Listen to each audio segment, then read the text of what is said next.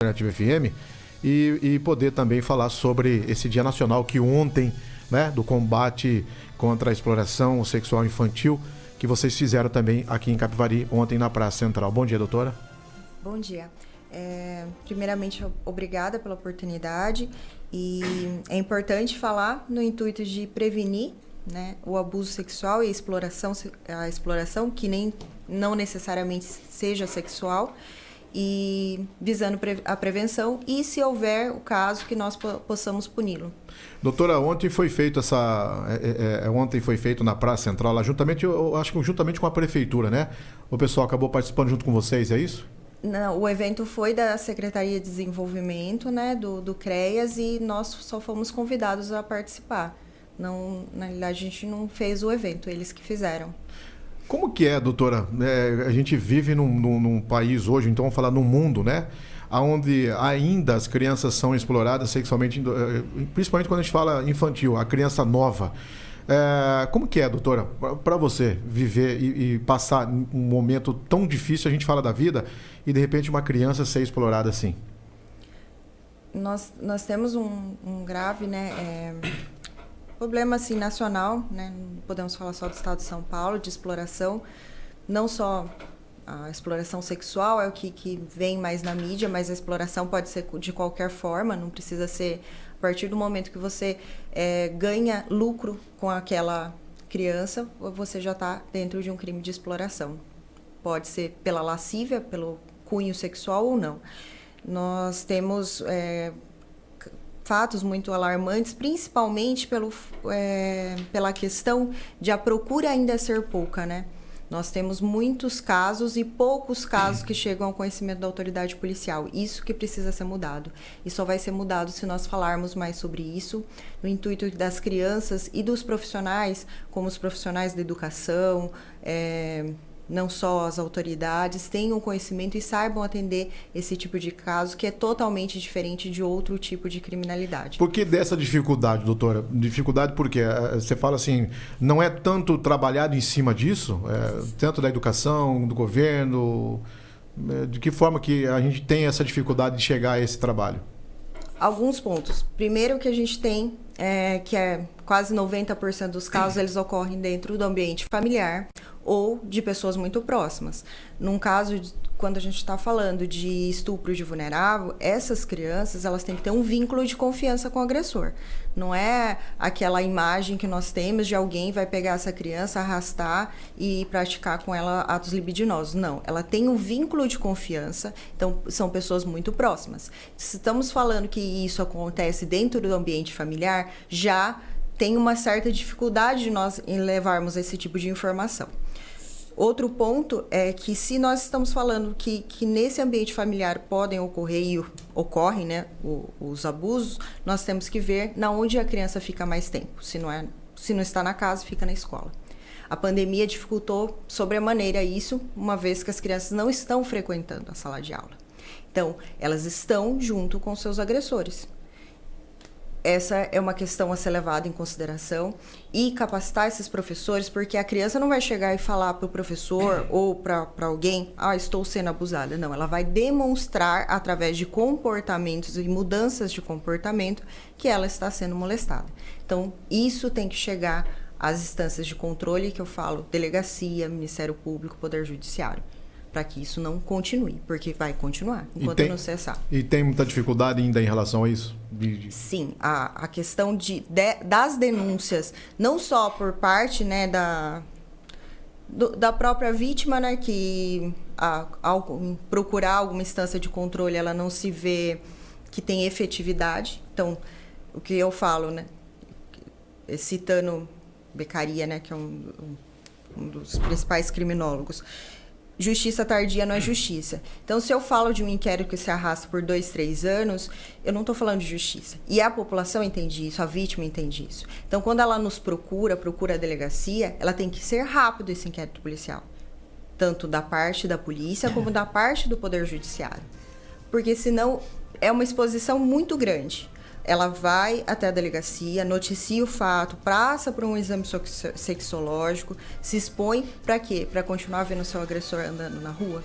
Então, são questões que impedem essa vítima de denunciar. A gente tem, de repente, algumas situações que às vezes as pessoas elas procuram primeiro ao lado psicológico. É esse o caminho? Em vez de ser direto à delegacia? Para descobrir de fato. Opinião pessoal, eu acredito que ela tem que procurar qualquer pessoa que ela se sinta confiante. O que não pode é ela procurar, por exemplo, um setor de psicologia do município que está dentro da saúde mental e isso não chegar para a delegacia. Porque se há crime, tem que chegar para a delegacia ou para o Ministério Público ou para o Poder Judiciário. Então, se ela procurou o Conselho Tutelar, se ela procurou a saúde mental, eles têm que fazer um relatório, porque ali não é mais uma questão só de cunho psicológico, e sim a gente está falando de crime.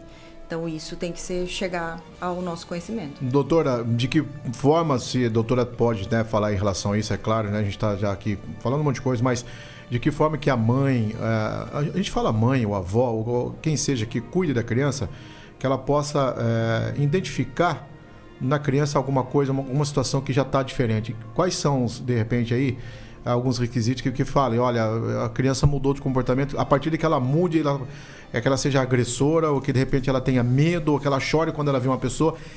Esses são alguns pontos que de repente há alguma coisa errada? Às vezes não, porque ela tem uma relação de dependência com o agressor. Então, às vezes ela não vai chorar porque ela está vendo aquela pessoa. Às vezes ela nem sabe que ela está sendo abusada. Temos casos de crianças que chegam, adolescentes, que ao ser questionada a respeito do que está acontecendo, ela entende que, mas nem todo pai faz isso com a filha, então ela nem entende que aquilo é um abuso, muitas das vezes. Então, assim, primeiro, por isso a importância de trazer isso para dentro da escola, dos professores serem capacitados para passar isso para as crianças, para que elas entendam que certas condutas não são permitidas, que partes do corpo dela não podem ser tocadas. Então, ela vai mudar. Isso é fato, assim. Ela pode ser introvertida, passar a ser extrovertida, ou ao contrário. Ela teve casos, por exemplo, vou citar porque eu acho que fica bem mais claro. Uma menina, 13 anos, totalmente de acordo com o desenvolvimento normal, e ela passou a ter muita dor no estômago. E essa dor no estômago a mãe começou a tratar como se fosse uma gastrite.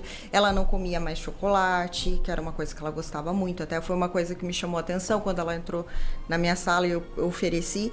Ela falou que não queria, achei estranho, criança não gostar de chocolate.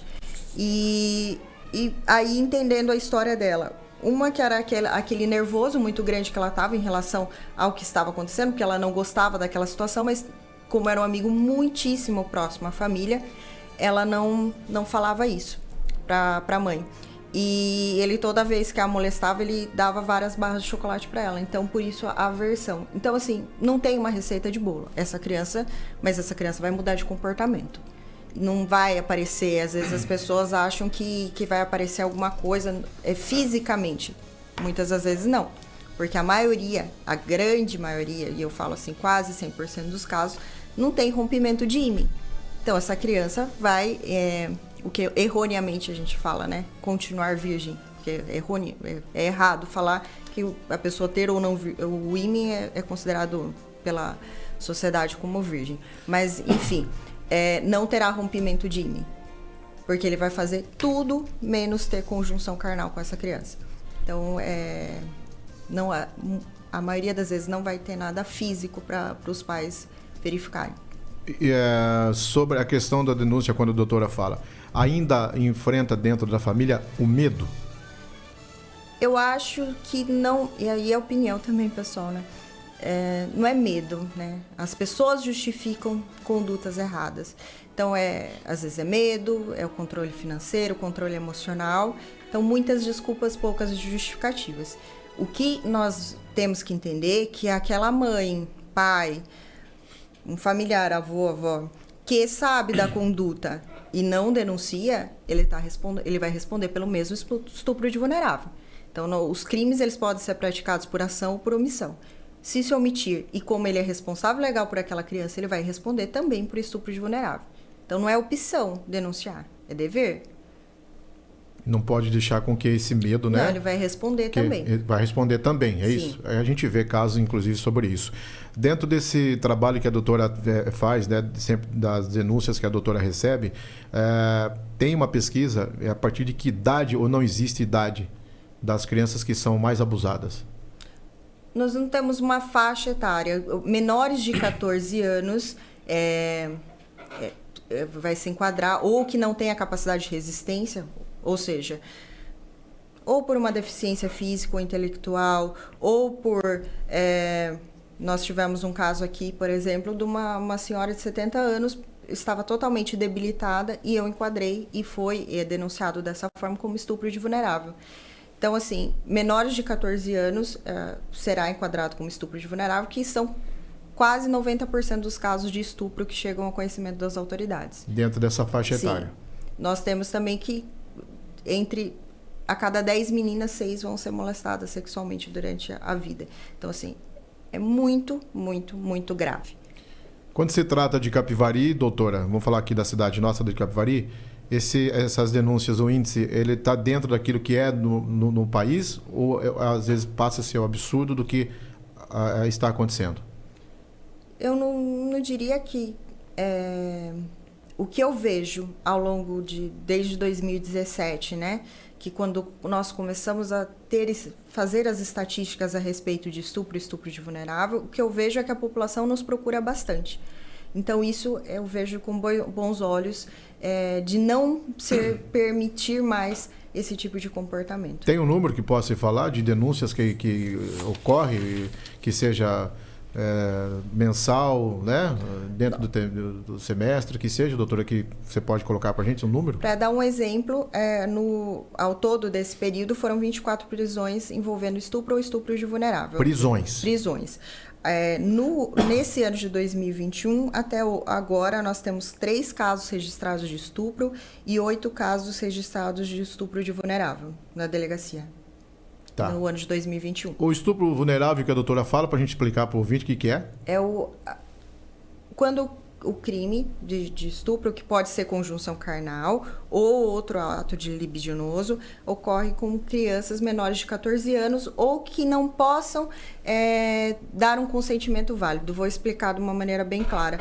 Ou a pessoa é deficiente, ou ela está alcoolizada, ou ela tem uma idade muito avançada, como esse caso que eu citei dessa senhora de mais de 70 anos, que era totalmente debilitada. Então, ela não tem como dar um consentimento válido, então nós podemos enquadrar dentro de estupro de vulnerável. Então, a doutora passou um número aqui, pode repetir, doutora? No ano de 2021, nós temos 8 casos envolvendo estupro de vulnerável e 3 de estupro. 2020, por exemplo, foram 1 caso de estupro e 18 casos de estupro de vulnerável. Isso no ano? No ano. De 2020. Isso. E agora, 2021... Nós já temos 8 casos de estupro de vulnerável e 3 casos de estupro. Comparado a 2020, é um número alto aí. São mais. São bem mais, né? Um número alto. Dentro disso, doutora... tá levado mais o quê? É o pai dentro da família? Padrasto? O que pode falar? Se por exemplo, a gente pode falar assim sobre isso, por exemplo, é o pai que é alcoolizado, a droga, ou não é o padrasto, o que é, doutora? Que mais são envolvidos dentro dessa situação? Quase 85% a 90% dos casos vão ser pessoas próximas. Não necessariamente o pai, pode ser o pai, o padrasto, o tio, amigo muito próximo da família. Não tem a ver com a pessoa ser alcoolizada ou não. E aí tem que fazer uma distinção. Nós vemos muito a imprensa falar de pedofilia. Nós não temos crimes de pedofilia. Nós temos... não tem nenhum crime no Estatuto da Criança e do Adolescente, no Código Penal, que chame crime de pedofilia. Nós temos crimes de pedofilia, que envolve, por exemplo, divulgação de material pornográfico envolvendo cena de estupro ou... Em Capivari tem, doutora? Denúncia sobre isso? Sim. Tem? Temos. Entre outros. Então, são atos de pedofilia. Nós não temos um crime específico de pedofilia. Não podemos chamar toda a pessoa que tem esse comportamento com crianças de pedófilo, porque pedófilo é uma doença, parafilia, que nós chamamos, dentro da psiquiatria, que se enquadra como a pessoa que tem... Pedofilia significa predileção por crianças. Então, esse tipo de pessoa são 20% só dos casos de agressores sexuais. O mais correto seria falar em agressores sexuais. Não tem um padrão. Temos que, nesses casos envolvendo criança e adolescente, não vai ter, muitas das vezes, quase a grande maioria não tem rompimento de ímen, então, assim, tem que tirar essa falsa ideia de que, vou levar a criança ao ginecologista para ver se ela rompeu ou não rompeu o ímen. Não significa que ela não está sendo molestada. E vão ser pessoas muito próximas, então é ali que mora o perigo. Que mora o perigo. A doutora falou agora há pouco sobre a exploração, nem sempre o sexual que a gente está falando, que ontem foi, né, o Dia Nacional sobre a exploração, contra a exploração aí da criança infantil, né, do sexo infantil, mas do outra forma também que a doutora falou sobre a exploração. Seria o quê? Exploração de trabalho? Ganho de dinheiro através...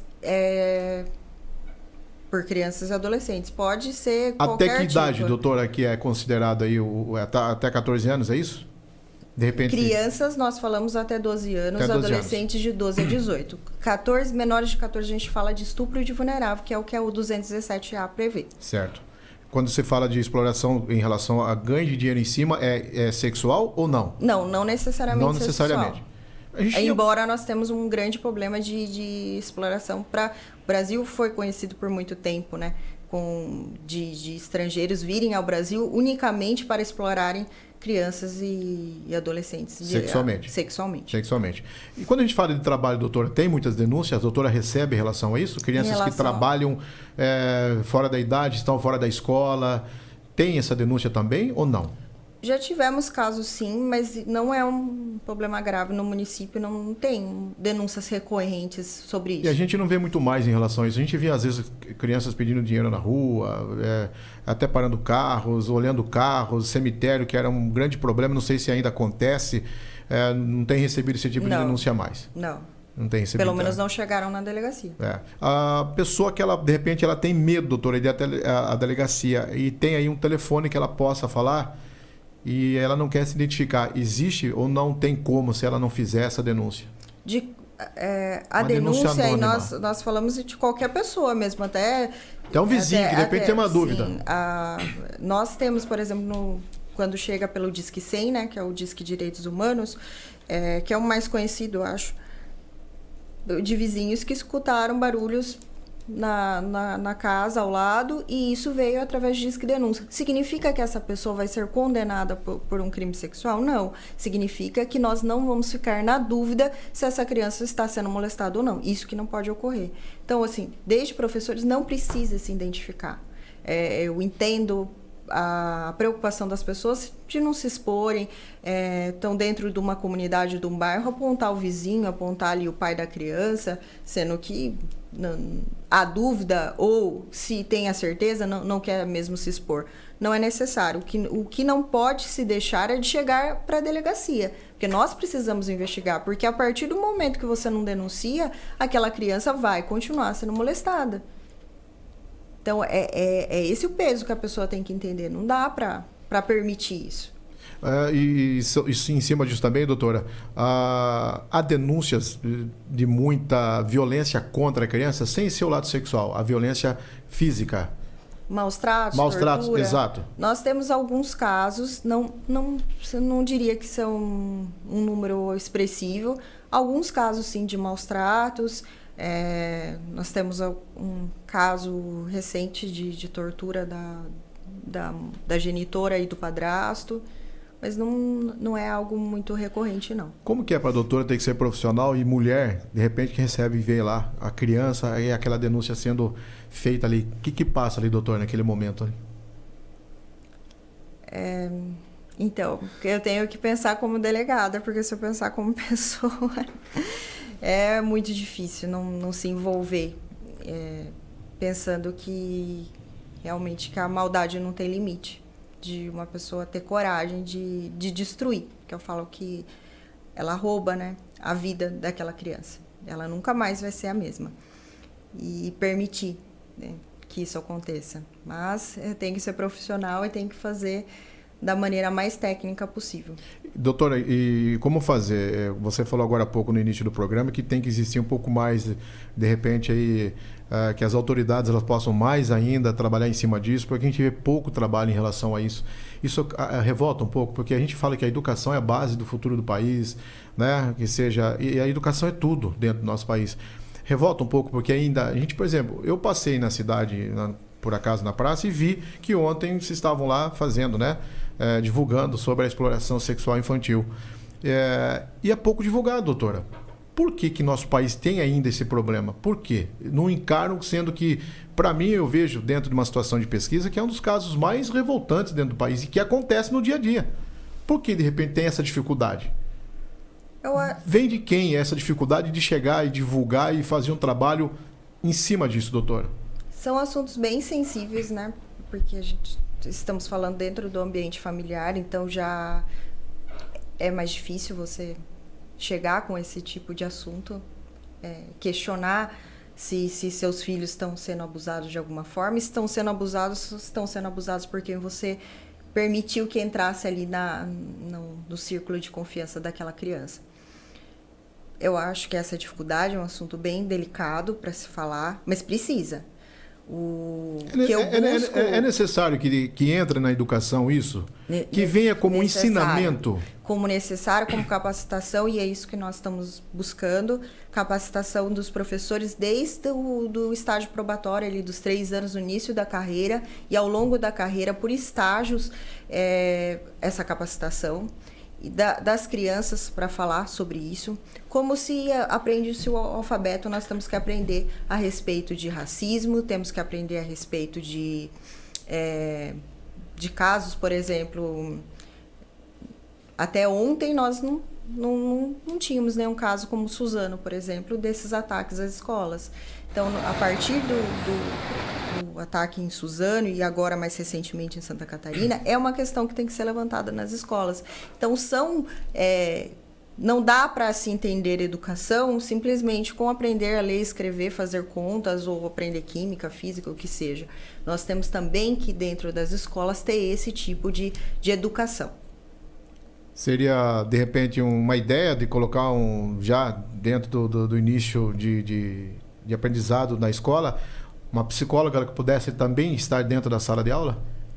Seria uma ideia? Então, a psicóloga dentro da sala de aula, eu acho que fica inviável até por questões de custo mesmo do município, de poder ter essa possibilidade de ter uma psicóloga por escola. O Estado ele já tem, acho que em torno de 1.000 psicólogos, alguma coisa assim em torno disso, que trabalham em casos pontuais nas escolas. Mas nós estamos, e é um projeto que eu estou fazendo parte, buscando essa modificação para que entre na grade tanto da progressão de carreira dos professores, como também para cada idade ser falado de uma forma que a abordagem tem que ser completamente diferente de uma criança no primário para o colegial. A linguagem é muito diferente, mas é um assunto que eu pretendo lutar para que seja introduzido nas escolas. Um ponto que eu gostaria até de falar aqui, doutora, eu sei que nós estamos com a imagem, inclusive o Matheus está passando aí,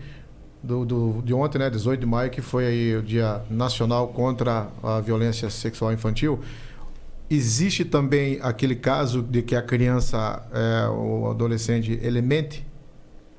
Já houve tipo de denúncias assim? Dificilmente.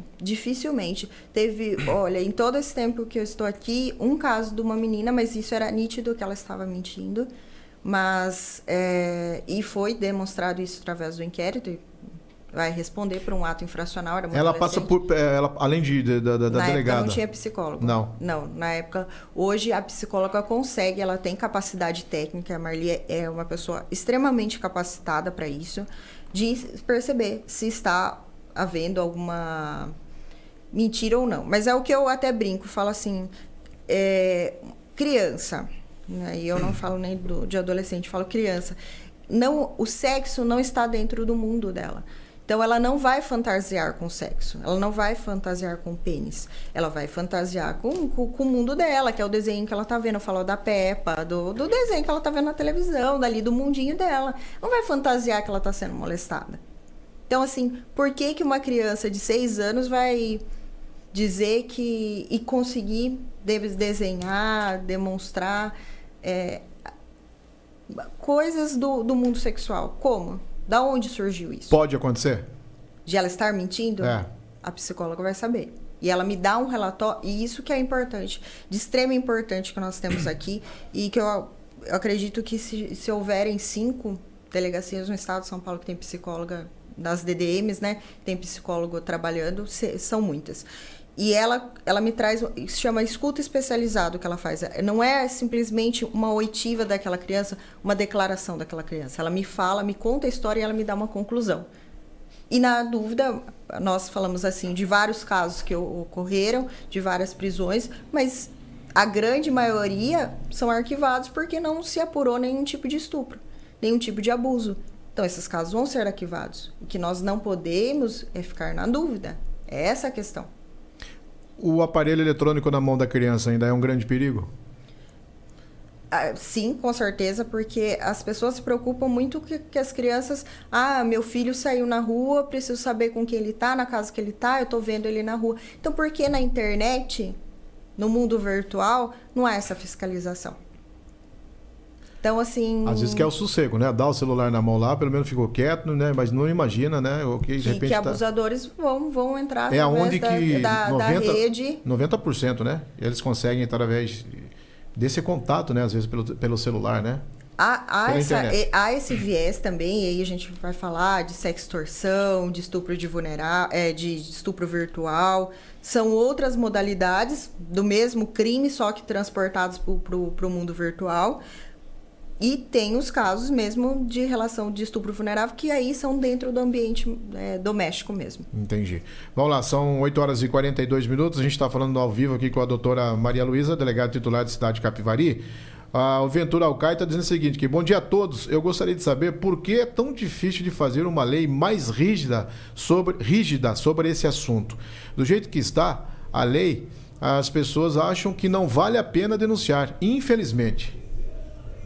Não acho que a lei não seja rígida. A pena de estupro de vulnerável são de 10 a 15 anos. Então, ele já pressupõe um regime inicial fechado. O que tem é ter efetividade. O que nós confundimos muitas das vezes, e que nós vemos os políticos fazerem com maestria, é uma enxurrada de leis. Nós chamamos isso de direito penal simbólico. Enxurradas de leis que não têm efetividade nenhuma. Que nós não precisamos... Não são de inúmeras leis. São poucas, mas efetivas. Tá aí, a pergunta e dada respostas aí ao Ventura Alcaide, que mandou aqui pelo Facebook essa pergunta para a doutora. A gente falou do telefone, você falou agora há pouco aí, a gente falou do Disque 100. Disque 100. E também tem o telefone da DDM, que é 3491 4181. 3491-4181. 3491-4181, onde você também pode ligar e participar. Doutora, a doutora gosta de participar dessas situações, de sempre estar fazendo o trabalho, o combate, projeto, você falou do projeto aí que você tem de incluir nas escolas. O que mais de ideia, de repente, pode passar e a doutora pode conseguir? É através do município ou Estado? Será através do Estado. Do Estado. Do Estado. São ideias, né, que através do trabalho identifico, e eu acho que o meu trabalho não tem que ser simplesmente ir na delegacia e trabalhar, né? A polícia judiciária, ela trabalha quando o crime já ocorreu. Mas eu entendo que meu papel, não só como delegado de polícia, mas também como pessoa, identificando pontos que acredito que possam ser melhorados e que vai realmente trazer efetividade, não propaganda. Eu acho que é efetividade que é a palavra. Eu tenho mais do que obrigação, dever de tentar mudar. E é isso que eu tento. Não só através desse projeto das escolas. juntamente com os membros do Ministério Público, que é do projeto AVARC, nós estamos tentando a modificação do Código de Processo Penal através do Estatuto da Vítima, que prevê mais ou menos o que, dentre outras, né? Uma das modificações seria a não revitimização das vítimas de violência doméstica. Ou seja, quando a mulher procura a delegacia, ela é ouvida. E aí ela reconstrói a vida, quebra, né, o que a gente fala do ciclo de violência, se afasta daquele agressor, pede a medida protetiva e segue com a vida. Só que depois de 2, 3 anos, a hora que esse processo chega ao Poder Judiciário, ela tem que ser ouvida novamente. E ouvida novamente. E assim, até quando? Porque a oitiva que ela prestou na frente do da delegada de polícia não é válida. Então, parece que a vítima está sendo questionada o tempo inteiro. A lei de depoimento especial prevê hoje que crianças e adolescentes vítimas de violência sexual, elas não sejam, não só vítimas de violência sexual, né? Crianças e adolescentes vítimas e testemunhas, elas não sejam ouvidas novamente ao longo do processo. O que significa isso? Ouvir uma vez já é o suficiente, não vai ter que ficar reavivando aquele caso por anos se arrastando. É porque é um trauma também. Sim, né? com certeza. Então, assim, além de ser vítima do crime, vai ser vítima do Estado. Então, são modificações que identificamos, e isso é mais pela promotora doutora Celeste, que é brilhante nesse assunto, e que nós estamos tentando aí, como pessoas e como profissionais, tentando essas modificações. Uma vez dentro de casa, ou qualquer lugar que seja, o acusador aí, ele abusou uma vez, abusará sempre? O agressor, se estamos falando de pedófilo, como ele tem uma doença, uma parafilia, ele pode ter predileção por criança e ao longo de toda a vida dele não ser um criminoso. Ele vai passar a ser criminoso na hora que ele praticar um ato de pedofilia. O agressor sexual, não necessariamente ele tenha desejo sexual só por crianças, ele acabou abusando de uma criança. O que nós vemos é que aquele agressor sexual, ele vai escolher uma vítima por facilidade, por N motivos, e ele vai manter aquela vítima enquanto ele não for cessado. A partir do momento que ele não interessar mais por aquela vítima, é quando pode ocorrer a conjunção carnal, porque ele descarta realmente aquela vítima e passa para outra. Então, assim, não cessa. Não cessa. Não. Enquanto ele não for tratado, não vai cessar. Tá certo. Doutora, para a gente encerrar sobre esse assunto, a doutora queria colocar mais alguma coisa sobre o que a gente falou aqui agora há pouco, sobre a exploração sexual infantil? Queira colocar mais alguma coisa para a gente entrar em outro assunto aqui rapidinho? Quero dizer que nos procurem, que não tenham dúvida. O trabalho da delegacia, por exemplo, para ficar uma parte bem didática, assim, nem registramos como estupro ou estupro de vulnerável. Nós registramos como boletim de ocorrência não criminal. Então, somente quando há apuração realmente daquele caso e realmente se trata de um crime, é que ele vai começar a ser investigado realmente por um crime de violência sexual. Então, não tenham medo de procurar a delegacia. Os inquéritos policiais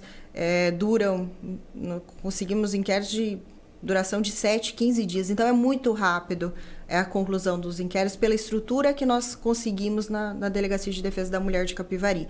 Então, não hesitem em procurar, porque esse tipo de crime a gente não pode ficar na dúvida. Tá aí. Então, denuncie, faça a sua denúncia, tá? Número 100 e também através do 3491-4181, que é o telefone, né, da Delegacia da Mulher. Então, faça também a sua denúncia. Eu vou colocar na tela aqui, até ontem o Ado fez uma matéria, o Matheus pode colocar para a gente aí, sobre... Doutora, eu queria a sua opinião em relação a isso. Muitas pessoas têm medo, a famosa saidinha. O que a doutora pode falar a respeito disso aí? Olha, isso aí é penitenciária da cidade de Porto Feliz? De Porto Feliz, exatamente. O que nós podemos melhorar em relação ao nosso país, doutora? Porque se baseia em leis, como você agora há pouco colocou, que às vezes favorece muito mais o lado do crime do que a própria integridade do cidadão. E muita gente fala assim, isso não teria que mudar no nosso país? Sua opinião em relação a isso? Em relação... Bom, a saidinha, ou na realidade a saída temporária, isso. Que ele tem que cumprir alguns requisitos, né? Está disposto na Lei de Execuções Penais, para para modificar isso, tem que modificar a lei de execuções penais. Não vejo com... É complicado, são casos e casos. Eu acho que tudo não pode ser colocado... Não temos...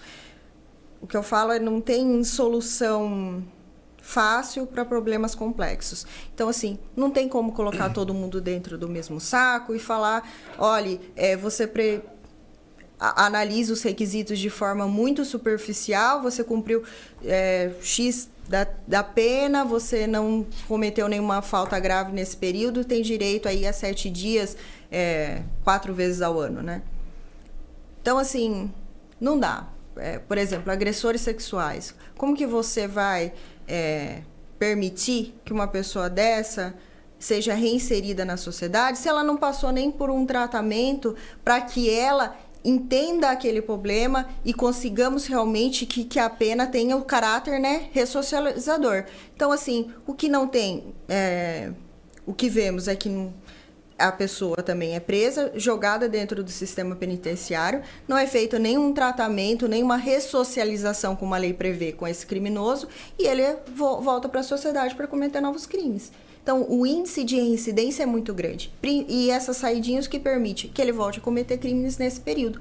Por quê? Por culpa do criminoso, simplesmente modificar a lei de execuções penais. Ah, não, vamos proibir encarcerar. Vamos encarcerar, então, toda pessoa que cometeu um crime, vamos encarcerar lá e jogar a chave. Então, a gente está retrocedendo aí no mínimo 500 anos. Não, o que tem que se fazer é o que a lei prevê, caráter ressocializador. Para você ressocializar uma pessoa, ela tem que passar por tratamentos. Não simplesmente, que nós estávamos falando anteriormente, criar leis, direito penal simbólico. Olha, temos lei, a pena tem o caráter repressivo e ressocializador. Na realidade, não tem.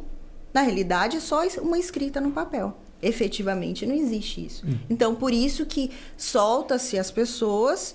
E elas voltam a cometer crime. Então, assim... Quem paga é a população. Sempre.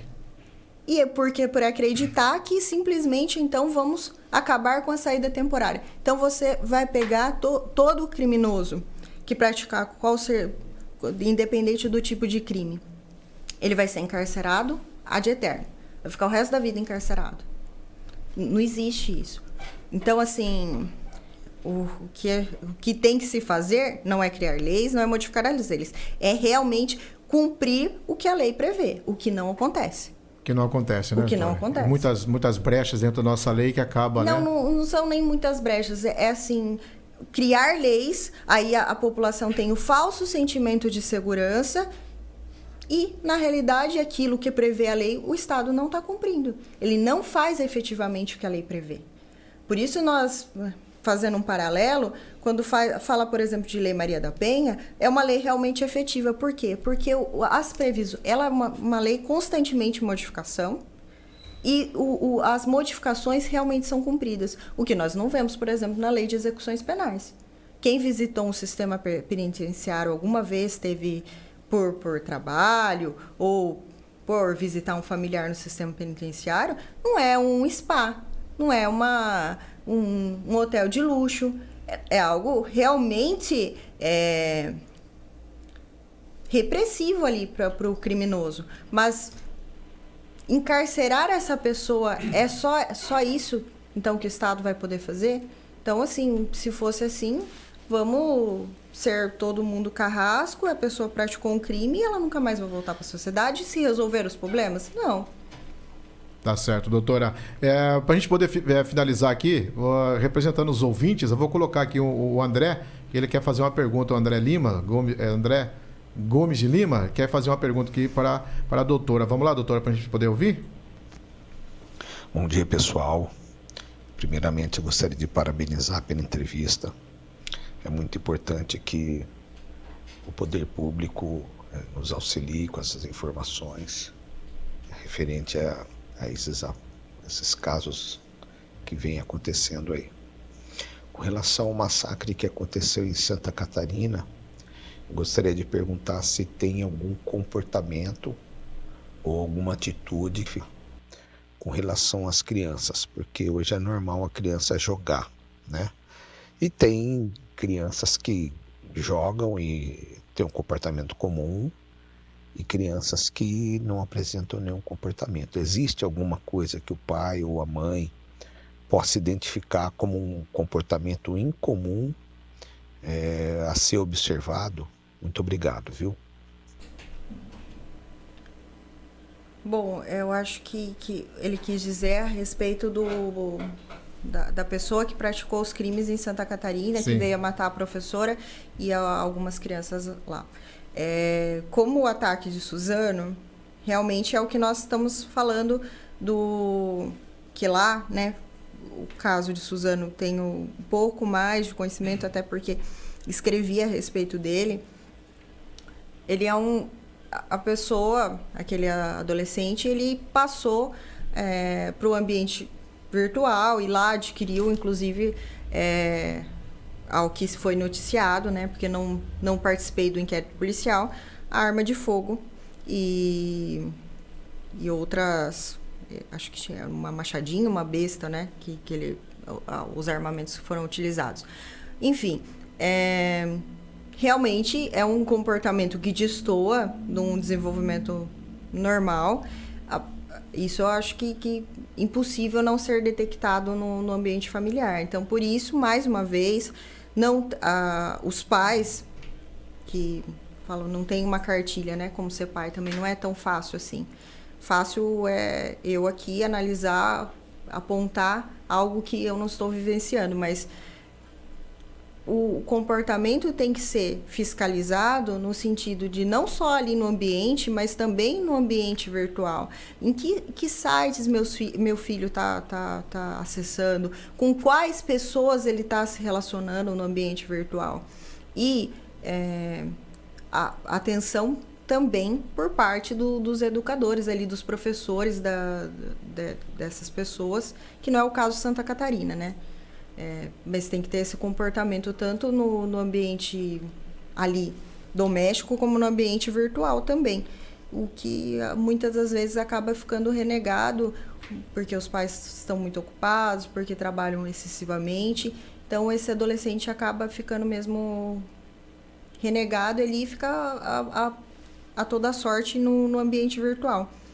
O que, sendo identificado, possa se prevenir. Então, não tem que deixar algo avançar. Se esse comportamento fosse identificado previamente e passasse por um acompanhamento psicológico, possivelmente nós teríamos evitado esse ataque, como foi o ataque de Suzano e agora o ataque em Santa Catarina. Tá certo. Doutora, a gente tem aqui também um padrasto tenta abusar da enteada. A mãe denuncia e logo retira a denúncia, por medo ou por outro motivo desconhecido. A polícia dá seguimento ou o caso é encerrado? Pelo que eu entendi, denuncia e depois vai lá e... Não existe retirar, né? Porque a respeito disso... Aí tem que ver a idade se é menor de 14 anos ou não, que tipo de crime que daí eu vou enquadrar. Se estamos falando dessa enteada menor de 14 anos, não existe retirar. É um crime que nós falamos de ação penal pública incondicionada. O que significa isso em miúdos? O que significa que a partir do momento que chegou ao conhecimento da autoridade policial ou outra autoridade, que aquilo vai continuar independente da vontade. E se essa mãe, é o que nós falamos anteriormente, se essa mãe ciente desse comportamento criminoso, não simplesmente finge que não vê, ela também vai responder como várias responderam e respondem na delegacia por estupro de vulnerável por omissão. Tá certo. André Luiz Gomes de Lima tem mais uma pergunta aqui para a gente finalizar. Bom dia. Gostaria de saber se a delegada é a favor da castração química. Não sou a favor de castração química. Eu sou a favor de tratamento tanto para o agressor como para a vítima.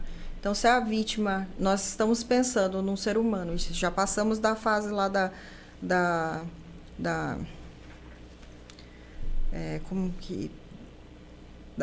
que as pessoas... Fugiu a palavra aqui. A pessoa ia lá, apontava-se, né? Da vingança pública, né? Que a pessoa era o juiz, era o executor, era o carrasco. Então, cortava-se a cabeça e resolveu o problema. Passamos, evoluímos muito, saímos... São quase 600 anos desse período. Então, se estamos falando que esse criminoso, esse agressor vai ser reinserido na sociedade, ele precisa de tratamento. Então, assim, só castrar quimicamente a pessoa, não vejo muito sentido nisso. Acho que isso é retroceder para a fase de um período de vingança e que não é esse o objetivo, né? Lógico que, como pessoa, o que me gera muito ojeriza casos de violência sexual. Se eu falar aqui minha opinião pessoal, é complicado, mas como profissional... eu defendo que tanto o agressor como a vítima eles têm que passar por tratamento, porque esse criminoso vai voltar para a sociedade. E não é questão peniana, é o toque, né? É muitas coisas que envolve também dentro do estupro, não é isso? Até porque o desejo, ele não está só na parte física, né? Ele está muito mais na parte psicológica do que na parte física.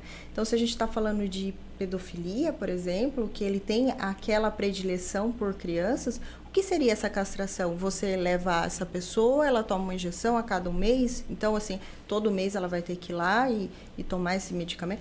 Então, assim, não tem muito sentido isso. Certo, entendi. Doutora, eu queria agradecer a sua participação aqui, doutora Maria Luísa, delegada titular da cidade de Capivari. Agradecer pela participação juntamente aqui com a gente, o pessoal mandando as perguntas, parabenizando pela entrevista, doutora. Tem muita gente aqui parabenizando a gente pela entrevista. Agradeço muito.